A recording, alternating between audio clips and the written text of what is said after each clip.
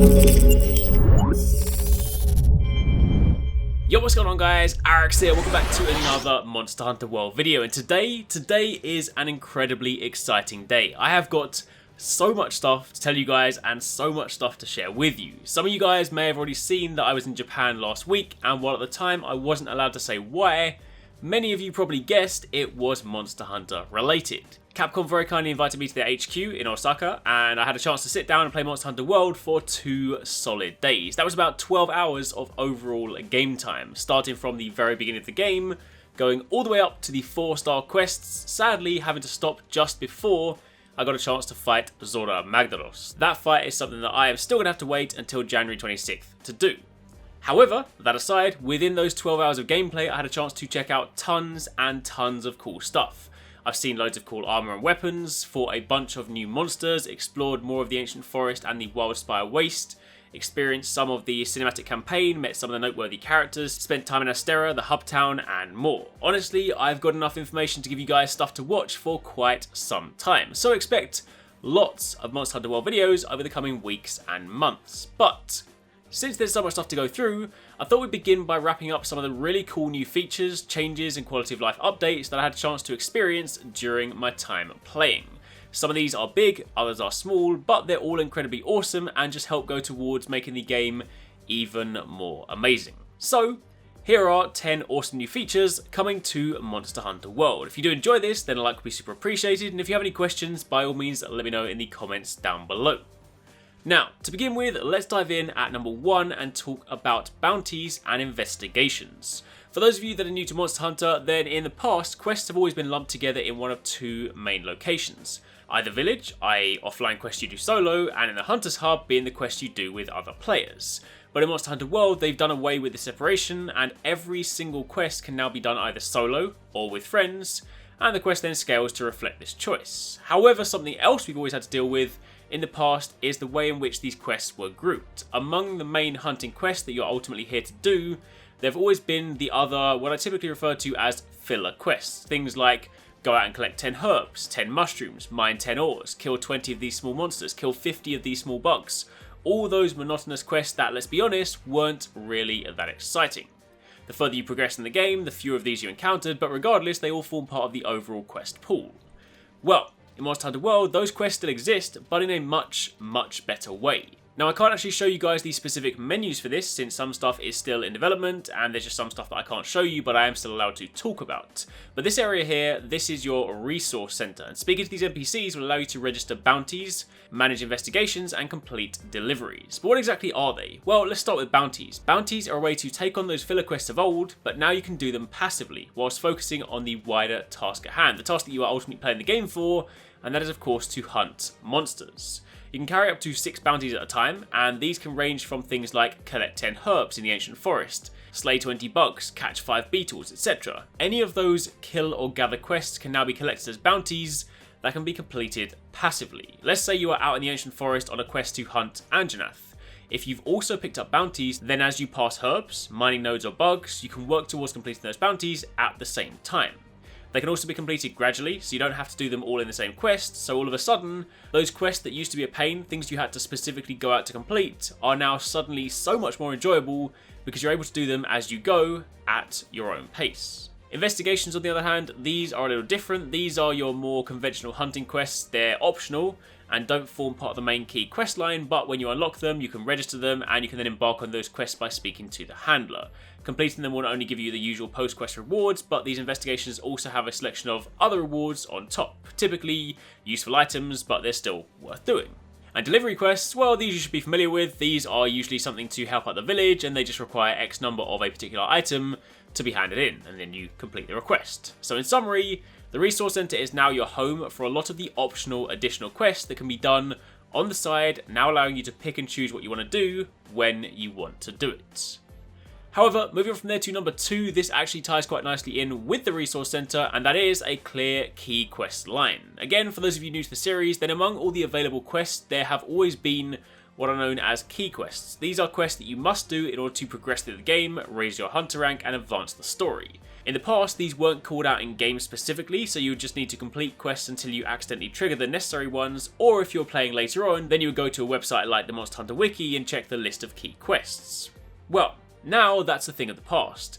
When you speak to the handler, at the top you have your assigned quests. These are the main key quests that form part of the story.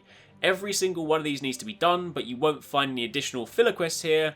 Those can instead be found down below under either optional or investigations. So, for those of you new to the series, looking to just experience what the game has to offer and progress gradually, following the assigned quests is how you'll go about that. Similarly, for the veteran players out there also looking to, say, burn through and open up the map and fight new monsters, again, the assigned quests will be your golden line. These can all be repeated, so when you ultimately want to start farming something, that is of course an option, but at least in World, the key quest guessing game is no longer a thing. Now you very clearly know what's important and what is optional. After that, jumping over to number 3, we have daily bonuses. Now again, this is something I can't show you the specific menu for, but this is something I've encountered twice in my time playing, since my playtime in Japan was split over 2 days. A daily bonus is pretty much what you think it is. It's a bonus that you can get daily. In the bottom right hand corner of the screen, when you log in each day, you'll notice this little prompt. When you press the button, a pop-up will appear and you'll get a bonus item, as well as a bonus voucher. The item will usually be something like 3 pieces of honey or herbs, those sort of useful items, and the voucher is something you can use once to give you increased luck on a quest. Think of it like eating for, say, Mega Lucky Cat in previous games. Sure, these items aren't exactly game-changing, but it's nice to be rewarded with a little something for logging in on a daily basis. If you fast forward a few weeks after launch, where you'll likely be endgame farming for a lot of armor and weapons, then part of your daily ritual will also be to log on in the morning, or at some point during the day, to ensure you can grab your daily items. I mean, they're free, right? You'd be silly not to. Next up, jumping over to number 4, we have research levels. In this instance, I'm just going to skim through a few pages here since I can't show you absolutely everything in depth, but if you guys saw the TGS coverage, then you'd already be a little familiar with this area. In Astera, you have the research corner, and speaking to this old chap, you can monitor your progress. See, when you're out and about in the world, your scout flies actually serve 2 purposes. In the most basic form, they are your means to track the monster, should you wish. You can of course just roam around the map looking for it yourself, but interacting with footprints, mucus on trees, other monster related items and tracks, these will level up your scout flies and allow it to locate the monster. But beyond just the basic single quest functionality, your scout flies also have a global level 2. If you continue to interact with more monster tracks, you'll gradually level up your scout fly even further, and once you do, you'll unlock more information and more pages in the field guide, but you'll also unlock more scout fly bonuses. In its most basic form, a level 1 scout fly will simply lead you to the next track, in turn allowing you to follow that to eventually find the monster. A level 2 scout fly will lead you directly to the monster. Meanwhile, a level 3 scout fly will simply mark the monster location on the map, so if you take the time to early on gather data, you'll eventually get to the point where you can ignore them and simply check the map to find out where the monster is, and then head there right away, which is going to be good for anyone looking to speed run some of those hunts. And of course, on the field guide side of things, the first time you hunt a monster, you'll get its most basic information, a bit of info about it, where you find it, and the sizes that you fought. But when you level it up, you unlock the physiology data to learn about its weaknesses, and the reward data to give you a better understanding of item drop rates. So think of this as something else to work towards whilst you hunt monsters time and time again. Moving on from there to number 5, I'm going to keep this one brief since this is something I can't show you guys, but I am still able to talk about, and that is your house. In every Monster Hunter game, you have a room or a house, a place to call your own. You can sleep here, change your gear for your palico, and do a couple of other things too. In Monster Hunter World, you can also access the training room by speaking to your housekeeper cat, and we'll speak more about that in a moment. But what's more, you will actually gain access to different houses in-game as you progress.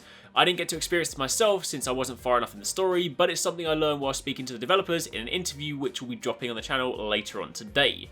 And in fact, when you walk around Astera, you can encounter areas where I believe those houses will be. There's one about kind of halfway up, so I imagine as you kind of progress through, you basically just have the option to move between these locations and then just kind of get new houses.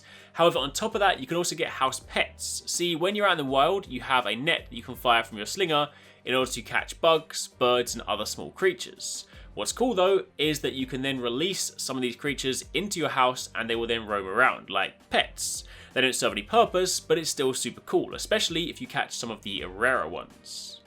However, while on the topic of the house, that links nicely into number 6, the training room. The training room is something we got a very quick glimpse of at TGS, but having had the chance to dive in and test it out myself, I've got to say I am so incredibly happy with the way that it's been integrated. My fears originally were that the training room might offer us a space to test weapons, but not to their fullest potential, specifically with regards to, say, weapons like Charge Blade, which needs to generate files, or Insect Glaive, which needs to gather extracts. But let me tell you, they have thought about absolutely every single possibility for this training room. You can do pretty much everything you could want in this space. At its most basic, it has targets for you to hit, different types of targets, and you can use them to test damage numbers. It has vines for you to climb and swing off. It also has those walls of mushrooms that are designed to allow you to run up and leap off. These are great for testing out cool moves like this one for the bow, where you can run up the wall, leap off, and fire a spread shot. Then for weapons like the Charge Blade or the Insect Glaive, you can generate files, or firing off your Kinsect into different items will allow you to gather different extracts, so you can genuinely test every aspect of the weapon. I mean, there's even a barrel bomb in the middle that you can hit to set off a timer, and use this to test things like guards or guard points. It even respawns after it's detonated. They've honestly thought about everything. Any ammo you use in here for ranged weapons doesn't deplete your genuine supplies, so those bullets are infinite. And the fact that this space also has a Street Fighter style button tracking to show you exactly what you're pressing means this is, without a doubt, the best place to learn about your weapons and build an understanding of how the combos work. This is for sure going to make my weapon tutorials a whole lot easier to make and much better as a result, so expect to see them when the game launches. After that, in at number 7, let's talk squads. Sadly, another thing I can't show you directly since the Gathering Hall, i.e. the multiplayer hub, was off limits, but I can still at least talk to you guys about some of the functionality. Squads are essentially guilds or clans. They're invite-based in-game communities, and when you create or join a squad, you gain access to member-only online sessions, so you can basically have a room for just your squad members, making it easier to party up. You can also create your own squad icon and name, and this will appear above your character's name and on your guild card. The icon customization is comprised of a top layer and a bottom layer. The top layer is a selection of icons from Monster Hunter, think things like weapon icons, item icons, shapes, eggs, those sort of things. And the back icon is basically your background, so shapes like squares, diamonds, stars, anything to sort of create a shape for the icon. You can then tweak the colours of both layers too, and then save that to represent you and your squad. What's more, you can then be a member of multiple different squads, 8 in total to be precise, and you can then toggle which one is active at any given time. And you can also leave messages for squad members to see when they come online. And for those of you wondering, squads can have up to 50 members. Also, whilst we're talking about stuff inside the Gathering Hall, at number 8, very quickly, but arm wrestling is back. Again, for those of you new to the series, in previous Monster Hunter titles, when you were in the lobby waiting to go on a hunt, there was an arm wrestling barrel that you could interact with to challenge other players to arm wrestling matches. In the most recent version of the game on 3DS, Monster Hunter Generations, that sadly wasn't present, but luckily, it's back in World. Then finally, for the last 2 points, we're heading over to the Smithy. Number 9, gear previews. Sure, in the past you've always been able to see what individual pieces of gear look like in Monster Hunter, but what's cool in World is that you can now try those pieces on individually and as a whole set. So if you want to know what the new, say, Duratalos armor looks like in full on your Hunter, you can. This also means if you're trying to piece together a mix set, you can also begin to get an idea of whether it will look cool or hideous in the process, and this also applies to your palico too, and for weapons, so you really can try before you buy. And then lastly, in at number 10, the Wishlist feature. This is so incredibly useful, and it's something that I made frequent use of during my time playing. You go to the smithy, decide on the weapon or the gear that you want to make, but realise you're missing pieces, so you add them to the wish list, and you then go out on your quest, hunt the monster, carve it up, and every time you get a part for that gear, it'll come up on the side of the screen as a little pop-up. You can also check your wish list from the menu, but this means that you can passively work towards the set without having to constantly run back to the smithy to remind yourself how near or far away from completing the set you are. But that, my friends, is pretty much it for the time being. As mentioned, I have tons and tons of stuff to share with you guys. Lots more cool stuff to talk about, so keep it locked because there will be plenty more videos coming over the next few weeks. For the time being though, that was a look at some of the amazing new features in Monster Hunter World. Features that both streamline and enhance your overall gameplay experience. I'll have an interview dropping later on today that I recorded with some of the developers and producers, so keep it locked for that. But until then, thank you very much for watching, take it easy, catch you next time, peace out.